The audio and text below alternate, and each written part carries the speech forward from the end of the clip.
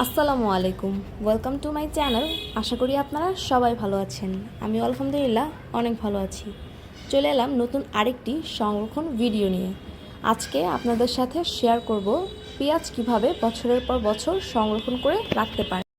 পেঁয়াজের দাম কিন্তু প্রায়শই বেড়ে যায়, তো আমরা চাইলে এইভাবে সংরক্ষণ করে রাখতে পারি যখন পেঁয়াজের দাম অনেকটাই কম থাকবে।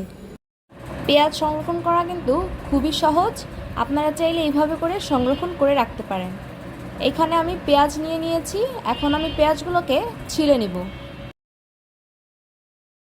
আমার সবগুলো পেঁয়াজ ছিলে নেওয়া হয়ে গেছে। এখন আমি এগুলোকে কুচি কুচি করে কেটে নিব।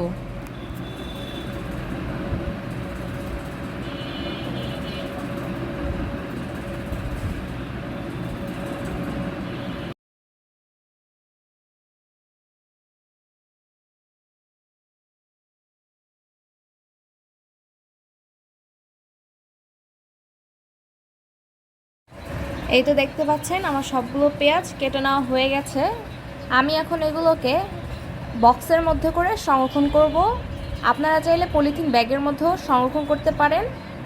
আমি যেহেতু বক্সের মধ্যে সংরক্ষণ করছি, আমি আপনাদের কাছে সাজেস্ট করব যাতে আপনারা পলিথিন ব্যাগে সংরক্ষণ করেন, কারণ আমি প্রতি ভিডিওতে বলে থাকি বক্সে সংরক্ষণ করলে ফ্রিজের অনেকটা জায়গা দখল করে থাকে, আর আমরা যেহেতু এটা অনেক দিনের জন্য সংরক্ষণ করছি, তো বেশি জায়গা দখল করলে আমাদের অন্যান্য জিনিস রাখতে অসুবিধা হবে।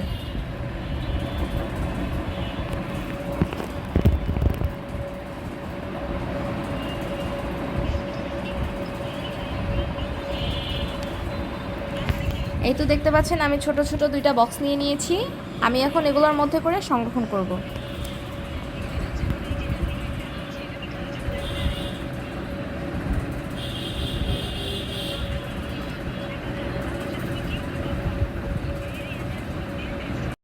এয়ারটাইট বক্স বা পলিথিন ব্যাগের মধ্যে করে রেখে আমি ডিপ ফ্রিজে রেখে দিব এবং এটা সংরক্ষণ করব বছরের পর বছর জুড়ে।